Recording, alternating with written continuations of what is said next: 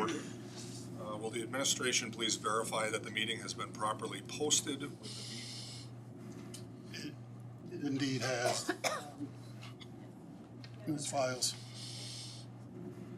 All right, will the board clerk please take roll call? Dennis Fear. Here. Sherry Jasper here. Dave Merritt. Here. Sharon McKenna. Peggy McKillop. Here. Steve Olson. Here. Okay, we do have a quorum. Next is the agenda. As all board members had an opportunity to review the agenda. Any revisions requested? Otherwise, hearing none, I would look for a motion to approve the agenda as presented. So moved. Motion by Fear. Is there a second? I'll second. Second by Olson. Any further discussion? All those in favor say aye. Aye. Opposed? Motion carries. The agenda is approved as presented. Next, before we move into closed session, it's my understanding that pursuant to an agreement, Attorney Kellum is going to provide a statement in open session. As everyone is probably aware, this is going to be held in open or closed session pursuant to agreement. It's outstanding to see the show of support from fellow teachers to another teacher, and I think that's why Ms. Kellum wants to make the statement while everyone is still present. So, Ms. Kellum, go ahead. Actually, administration have any objection? This will be counted towards the total. No objection apart from it counts toward the time used as we indicated in our original agreement before today's change by Attorney Kellum. This is Mary's opportunity to say something. So. Good evening, members of the school board. I'm here before you this evening concerning not only my employment, but also my deep concerns about the severe student behavior that impacts every facet of our school community. This issue is not confined to classrooms, but permeates hallways and all areas of our school property, affecting classmates, teachers, educational assistants, and administrators alike. The disruptions in learning and the constant fear of violence and injury are a daily reality for many of us. I was attacked by a student in April, and when the administrator asked me if I was okay, my response was physically yes, but otherwise no, I was not okay, and I'm still not okay. For the past 3 months, the incident has been on a replay loop in my head and consumes most of my day. I protected another child, myself, and the student that was hurting me, and now I'm recommended for termination. Our district has recently been criticized for its lack of communication with families about threats. Does the district contact families when classrooms have been cleared and children have been hurt by other children? How are the even more pressing issues of hidden violence, disruption, and aggression from students, particularly those in special education, being addressed? These students seem to be especially protected, leaving little recourse for addressing their endangering behaviors. In the last few years, and on multiple occasions, CFFT, the Chippewa Falls Federation of Teachers, has also brought staff safety issues to the attention of the superintendent and the HR director.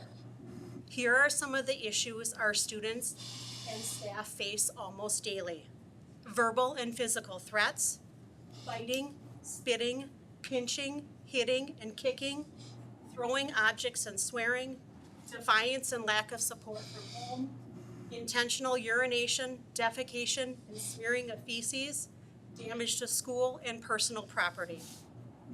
Special education teachers, who are now seen as cross-categorical, are often unprepared to handle emotional and behavioral disorders daily. Support staff, with even less training, are expected to manage violent, aggressive, and disrespectful behaviors, as well as clean up after such incidents. They are not compensated adequately for these tasks, nor is there sufficient staff to manage the increasing number of special education students. When new students with extreme behaviors join our schools, we are frequently told to try it out and see if we can manage without the one-on-one support staff mandated in their individualized educational plans. This reluctance to hire necessary support staff is ironic, given the significant raises recently awarded to administration. To address these serious and dangerous issues, I urge you to consider the following actions. Audit the number of injury calls by staff due to student-caused injuries. Audit the increase in office discipline referrals, particular for special education students. Audit the types and severity of these referrals. Audit the frequency of classroom evacuations due to student behaviors. Audit the time spent by staff and administrators managing those behaviors. And survey staff on these issues to gather comprehensive data. I am here as the latest victim of the district's failure to protect its staff and students from abuse, disrespect, and harassment, but I can be its last. Every member of our school community deserves a safe and consistent learning environment, and currently, we are failing miserably in providing that. It is time to stand up and do the right thing for those who face these challenges daily.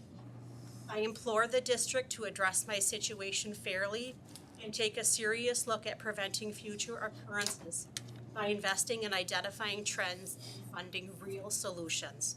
Thank you. All right, board members, now I would entertain a motion to move to closed session.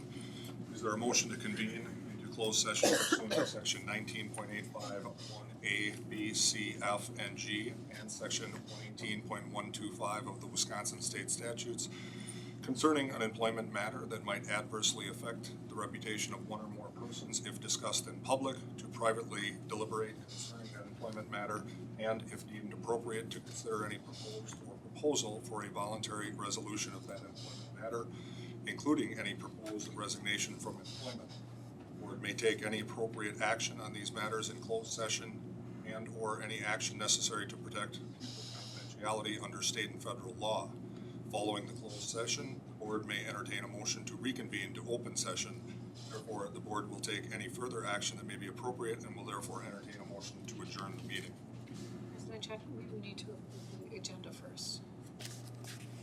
Well, the executives, okay, that's not on here. All right. Any questions regarding the executive? Look for a motion to approve the executive session agenda as presented. Motion by Martin, is there a second? Second by Peter. Any further discussion? All those in favor say aye. Aye. Opposed? Motion carries. Regarding the language that I just read on a motion to convene to closed session, would any board member like to make such a motion? So move. Motion by Olson. Is there a second? Second. Second by Peter. Any further discussion? Clerk, roll call, please. Aye. Dennis Fear. Aye. Sherry Jasper. Aye. Dave Martin. Aye. Sharon McElwain. Amy McKillop. Aye. Aye. Motion is approved, and we will now convene to closed session. So if we could have everyone clear out except the administration board.